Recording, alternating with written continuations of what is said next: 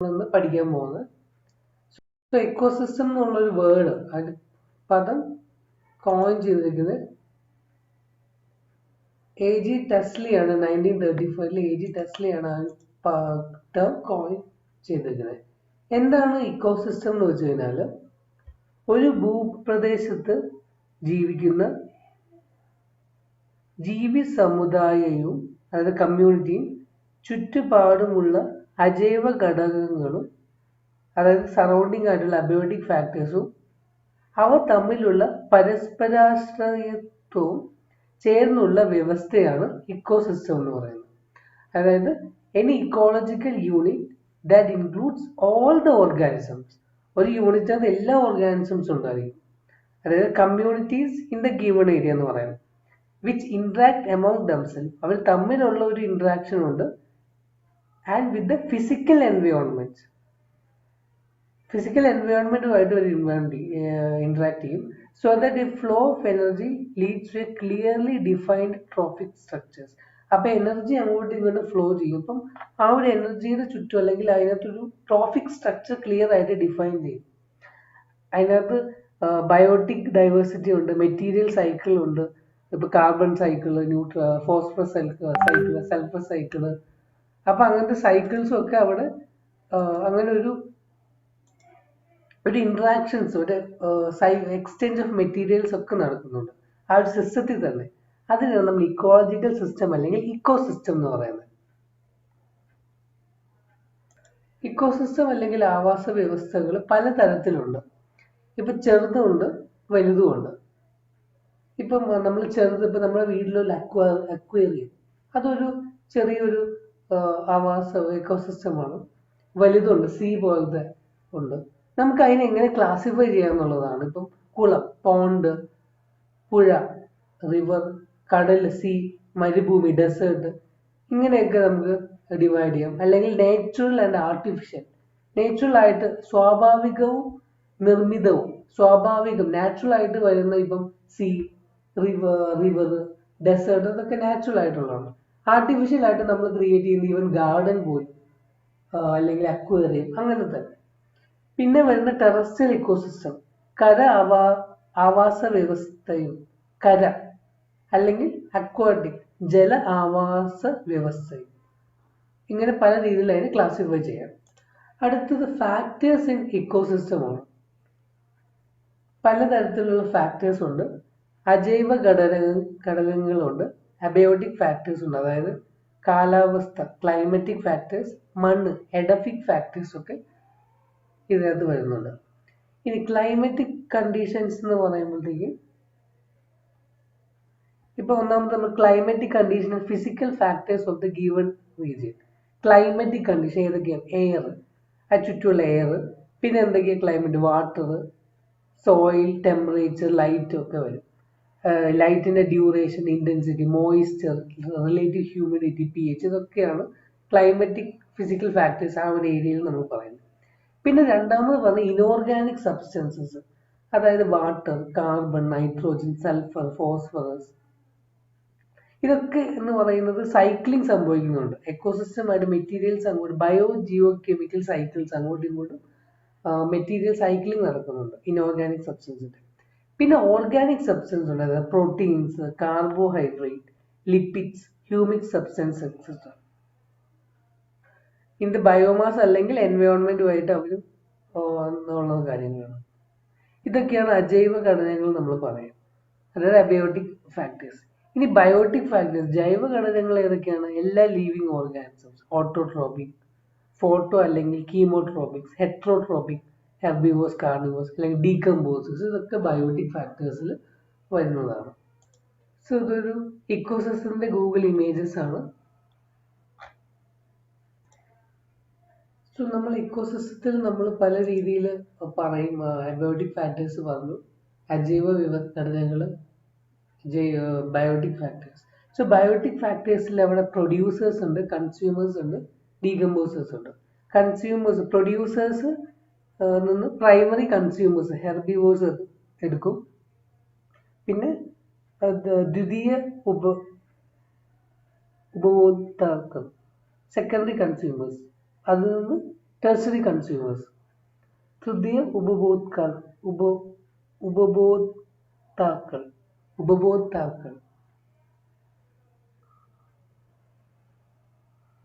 So ഉൽപാദകർ അല്ലെങ്കിൽ പ്രൊഡ്യൂസേഴ്സിന്റെ example ആണ് സസ്യവർഗ്ഗങ്ങൾ, പുല്ല്, വൃക്ഷങ്ങളൊക്കെയാണ് പ്രൊഡ്യൂസേഴ്സിന് എക്സാമ്പിൾ. പ്രാഥമിക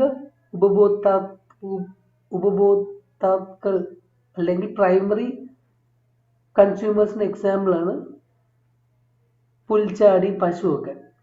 ദ്വിതീയ ഉപഭോക്താക്കളുടെ എക്സാമ്പിൾ ആണ് പക്ഷികൾ, മത്സ്യങ്ങൾ, ചെന്നായൊക്കെ.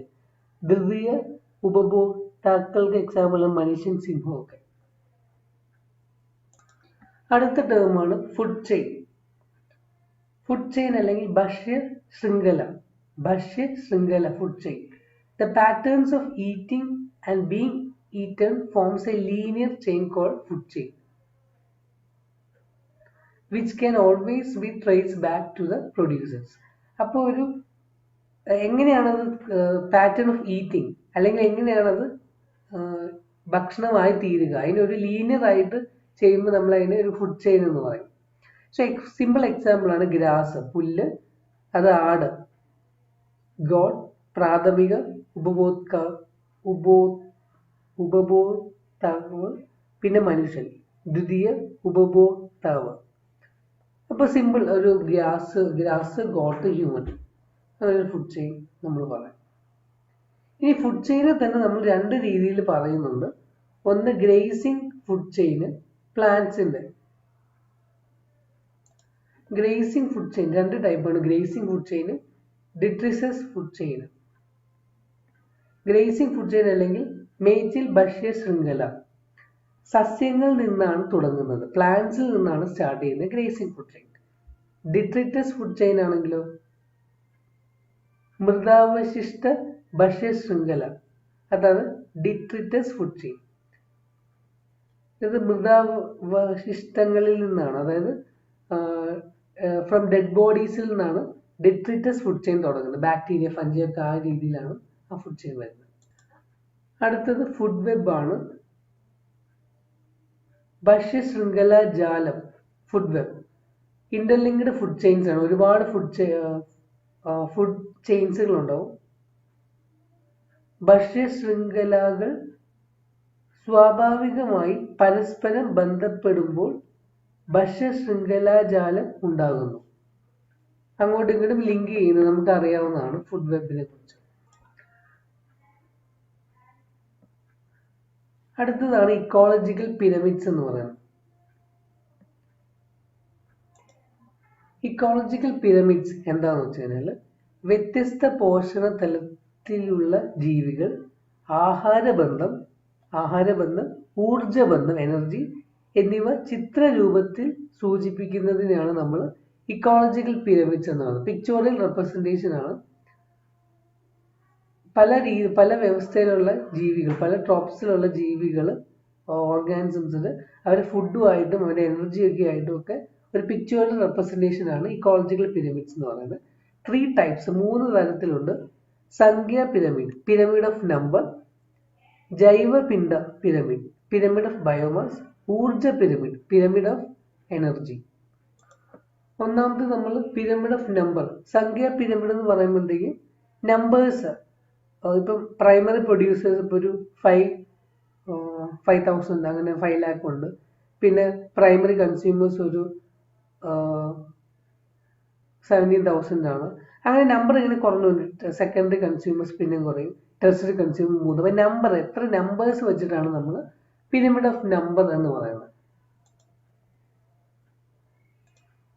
അടുത്തത് പിരമിഡ് ഓഫ് ബയോമാസ്, ജൈവ പിണ്ഡ പിരമിഡ്. അപ്പോൾ ഓർഗാനിസത്തിന്റെ ഒരു ബയോമാസ്, വെയിറ്റ് kg/m²ലാണ് വരുന്നത്. അപ്പം പ്രൈമറി പ്രൊഡ്യൂസേഴ്സിന്റെ ഭയങ്കര ബയോമാസ് കൂടുതലായിരിക്കും, അങ്ങനെ വരും. പിന്നെ ഇത് ഇൻവേർട്ടഡ് ആയിട്ട്, അപ്രൈറ്റ് ഉണ്ട്, ഇൻവേർട്ടഡ് ഉണ്ട്. ഇപ്പം സീലൊക്കെ വരുവാണെങ്കിൽ അതൊരു ഇൻവേർട്ടഡ് ആയിട്ടാണ് വരുന്നത്. പിന്നെ എനർജി പിരമിഡ് അപ്രൈറ്റ് ആണ്. പിരമിഡ് സാധാരണ അപ്രൈറ്റ് ആയിട്ടാണ് കാണുന്നത്. മിക്കവാറും എല്ലാ ആവാസ വ്യവസ്ഥകളിലെയും സംഖ്യാ പിരമിഡും ഊർജ പിരമിഡും ജൈവപീഠ പിരമിഡും നിവർന്ന തരത്തിലുള്ളതായിരിക്കും. അതായത് നിവർന്ന അപ്രൈറ്റ് ആയിട്ടായിരിക്കും എല്ലാ പിരമിഡ്സും. അതായത് ഉൽപാദകരുടെ എണ്ണവും ജൈവപീഠവും സസ്യബുക്കുകളേക്കാൾ കൂടുതലായിരിക്കും. സസ്യബുക്കുകളുടെ എണ്ണവും ജൈവപീഠവും മാംസബുക്കുകളേക്കാൾ കൂടുതലായിരിക്കും. മാത്രവുമല്ല, താഴെയുള്ള പോഷണതലത്തിലെ ഊർജത്തിന്റെ അളവ് ഉയർന്ന തലത്തിലുള്ളതിനേക്കാൾ കൂടുതലായിരിക്കും. ഊർജ പിരമിഡ് എപ്പോഴും നിവർന്ന തലത്തിലുള്ളതായിരിക്കും. നേരത്തെ പറഞ്ഞ പോലെ തന്നെ അതൊരിക്കലും തല കീഴായ രീതിയിലുള്ളതായിരിക്കില്ല. ഒരു പോഷണതലത്തിൽ നിന്ന് മറ്റൊരു പോഷണതലത്തിലേക്ക് ഊർജം കൈമാറ്റം നടക്കുമ്പോൾ ഓരോ ഘട്ടത്തിലും കുറച്ച് ഊർജം താപത്തിന്റെ രൂപത്തിൽ നഷ്ടപ്പെടും. അതുകൊണ്ടാണ് അപ്രൈറ്റ് ആവുന്നത്. ഊർജ പിരമിഡിന്റെ ഓരോ ബാറും ഓരോ പോഷണതലത്തിലും ഒരു പ്രത്യേക സമയത്ത് അല്ലെങ്കിൽ ഒരു യൂണിറ്റ് ഭൂവിസ്തൃതിയിൽ വാർഷികമായി ലഭ്യമാകുന്ന ഊർജത്തിന്റെ അളവിനെ സൂചിപ്പിക്കുന്നു. സോ അതാണ് നമ്മൾ പിരമിഡ് എപ്പോഴും മുകളിലേക്ക് പോകുമ്പോഴത്തേക്ക് കുറഞ്ഞു വരുന്നത്. സോ ബയോളജിക്കൽ പിരമിഡ്സ് പല രീതിയിലുണ്ട്. Pyramids of energy, biomass, number. അടുത്തത് ബയോ ജിയോ കെമിക്കൽ സൈക്കിൾ, ജൈവ ഭൗമരാസിക ചക്രം. ഒരു ആവാസ വ്യവസ്ഥയിലെ വിവിധ ഘടകങ്ങളിലൂടെ പോഷകങ്ങൾ ചാക്രികമായി പ്രവഹിക്കുന്നതിനെ കൈമാറ്റം ചെയ്യപ്പെടുന്നതിനെ ജൈവ ഭൗമരാസിക ചക്രം എന്ന് പറയുന്നു, അല്ലെങ്കിൽ ബയോ ജിയോ കെമിക്കൽ സൈക്കിൾ എന്ന് പറയുന്നു. സോ ഒരു ഇക്കോസിസ്റ്റത്തിലെ പല വ്യവസ്ഥയിലെ വിവിധ ഫാക്ടേഴ്സ് എല്ലാം കൂടെ അങ്ങോട്ടും ഇങ്ങോട്ട് എക്സ്ചേഞ്ച് നടത്തും. ഇപ്പം കാർബൺ സൈക്കിള്, നൈട്രോജൻ സൈക്കിൾ, അതൊക്കെ ഒരു ബയോ കെമിക്കൽ സൈക്കിൾസ് എന്ന് നമ്മൾ പറയുന്നത്. So biogeochemical cycle അല്ലെങ്കിൽ ജൈവ ഭൗമരാസിക ചക്രം രണ്ട് രീതിയിലുണ്ട്. വാതക ചക്രം, ഗേഷ്യസ് സൈക്കിൾ ഉണ്ട്. അതായത് കാർബൺ, ഓക്സിജൻ, നൈട്രോജൻ ഒക്കെ ഗേഷ്യസ് സൈക്കിളാണ്. അല്ലെങ്കിൽ ജലചക്രം, ജലം അങ്ങനെയും വരുന്നുണ്ട്. അല്ലെങ്കിൽ സാധചക്രം, സെഡിമെന്റ് സൈക്കിൾ ഉണ്ട്. സൾഫർ, ഫോസ്ഫറസ് ഒക്കെ സെഡിമെന്റ് സൈക്കിളാണ്. അല്ലെങ്കിൽ ജലചക്രം, ജലം എന്ന് പറഞ്ഞാൽ നമ്മുടെ വാട്ടർ സൈക്കിൾ എന്ന് പറയുന്ന റെയിൻ, അതും ഒരു ജലം ചക്രം ജലം രീതിയിലും പറയാം. ഇത് ഈ മെയിൻ ആയിട്ടും ഗേഷ്യസ്, സെഡിമെന്റ് നമുക്ക് പറയാം. ഒന്നാമത് നമുക്ക് കാർബൺ നോക്കാം. Carbon is found as graphite അല്ലെങ്കിൽ ഡയമണ്ട് ഇൻ നേച്ചർ. അതുപോലെ തന്നെ കാർബൺ ഡയോക്സൈഡ് ആയിട്ടും അറ്റ്മോസ്ഫിയറിലുണ്ട് കാർബൺ. 0.03% v/v ആണ് അതിന്റെ ഇത്. സോ കാർബൺ ആറ്റം എന്ന് പറയുന്ന principal building block of many kind of molecules which make up the living organisms. So living ഓർഗാനിസത്തിന്റെ ഒരു ബിൽഡിംഗ് ബ്ലോക്ക് ആക്കുന്ന ഒരു പ്രിൻസിപ്പൽ ഒരു ഇതെന്ന് പറയുന്നത് കാർബൺ ആണ്. നമുക്കറിയാം കാർബോഹൈഡ്രേറ്റ്സ് ആണെങ്കിലും ഇപ്പം DNA ഒക്കെ എല്ലാവരും കാർബൺ എല്ലാത്തിലും ഉണ്ട്. അതുകൊണ്ട് തന്നെ കാർബൺ സൈക്കിൾ എന്ന് പറയുന്നത് എക്സിസ്റ്റൻസിനും ലൈഫ് നിലനിർത്താൻ സർവൈവൻസിനും വേണ്ടിയിട്ട് വളരെ ഇമ്പോർട്ടൻ്റ് എസെൻഷ്യൽ ആണ് കാർബൺ സൈക്കിൾ. ഇനി the atmospheric carbon is A source of CO2. ഈ CO2 ആക്ച്വലി പ്ലാന്റ്സ് ഫോട്ടോസിന്തസിസ് വഴി അതിന് റെഡ്യൂസ് ചെയ്തിട്ട് കാർബൺ കോമ്പൗണ്ട്സ് ആയിട്ട് മാറ്റും. ഈ ചില കാർബൺ കോമ്പൗണ്ട്സ് റെസ്പിറേഷന് വേണ്ടി ഓക്സിഡൈസ് ചെയ്യും. അതുപോലെ തന്നെ കാർബൺ ഡയോക്സൈഡ് റിലീസും ചെയ്യുന്നുണ്ട്.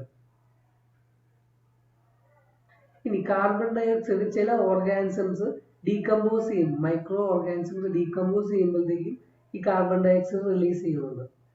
പിന്നെ അതുപോലെ തന്നെ ഫോസിൽസ്, പ്ലാന്റ്സിന്റെ ആണെങ്കിൽ ആനിമൽസിന്റെ ഒക്കെ ആണെങ്കിൽ മില്യൺ ഇയേഴ്സ് മുമ്പ് ഉള്ളതൊക്കെ കാർബൺ കോമ്പൗണ്ട്സ് അതിനകത്തുണ്ട്. സോ ഈ ഫോസിൽസ് ആണ് കോൾ, പെട്രോളിയം എന്നൊക്കെ പറയുന്നത് നമ്മളുടെ ഈ മോഡേൺ മാൻ്റെ ഒരു ഇമ്പോർട്ടൻറ്റ് എനർജി സോഴ്സ് എന്ന് പറയുന്നതാണ്. ഇവർ ബേൺ ചെയ്യുമ്പോൾ കാർബൺ ഡയോക്സൈഡ് പുറത്തേക്ക് വരും. ഈ carbon dioxide is maintain by the process of photosynthesis, respiration, decomposition, fossil fuel burning. ഇനി ഓഷ്യൻ എന്ത് ചെയ്യും? കാർബൺ ഡൈ ഓക്സൈഡിന്റെ കണ്ടന്റ് റെഗുലേറ്റ് ചെയ്യും അറ്റ്മോസ്ഫിയറിൽ. അവിടെ ഒരു വലിയ റോൾ ചെയ്യുന്നുണ്ട്. സീ വാട്ടറിൽ 15 times more carbon dioxide ആണുള്ളത് മറ്റേ എയറിനേക്കാളും. ഇതെന്ന് പറയുന്നത് ആക്ച്വലി കാർബോണേറ്റ്സ് അല്ലെങ്കിൽ ബൈകാർബോണേറ്റ്സ് ആയിട്ടാണ് സീ വാട്ടറിൽ കാണുന്നത്. ഈ കാർബൺ ഡൈ ഓക്സൈഡ് സീ വാട്ടറിൽ ഡിസോൾവ് ചെയ്യും, എന്നിട്ട് കാർബോണിക് ആസിഡ് ആയി മാറും. എന്നിട്ട് ഇത് കൺവേർട്ടഡ് ടു കാർബോണേറ്റ്സ് ടു ബൈകാർബണേറ്റ്. ഇത് വെള്ളത്തിൽ ഡിസോൾവ് ചെയ്തിട്ട് ഫോട്ടോസിന്തസിസ് സമയത്ത് ഇത് കാർബണേറ്റ്സ് ആയിട്ട് പ്രസിപ്പിറ്റേറ്റഡ് ആണ്. സോ സീ വാട്ടർ നമുക്കറിയാം ആൽക്കൈൻ ആണ്, rich in calcium and accelerate carbonate decomposition. Sea വാട്ടറിൽ സോഡിയം ക്ലോറൈഡ് ഉണ്ട്. അതിന്റെ partial dissolution help in the formation of NaOH, which gives about 20 parts per 1000 alkalinity. Warm climates greater salinity ആണ് alkalinity compound with high temperature favor the formation of coral reefs and thicker shells of mollusks. അപ്പോൾ അത് കാർബണായിട്ട് വലിയ important ഇല്ല.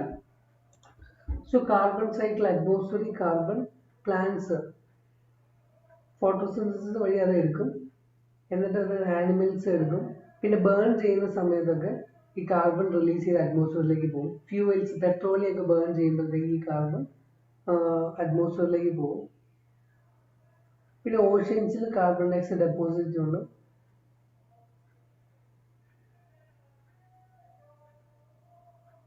അങ്ങനെ പല രീതിയിൽ ഇത് cycle ചെയ്യുന്നുണ്ട് കാർബൺ. സോ അറ്റ്മോസ്ഫിയറിൽ കാർബൺ ഡിഫ്യൂഷൻ വഴി ഓഷ്യനിലേക്ക് പോകും.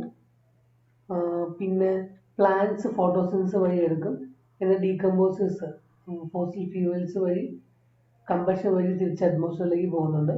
പിന്നെ biospheric carbon respiration metabolism carbon അറ്റ്മോസ്ഫിയറിൽ റിലീസ് ചെയ്യും.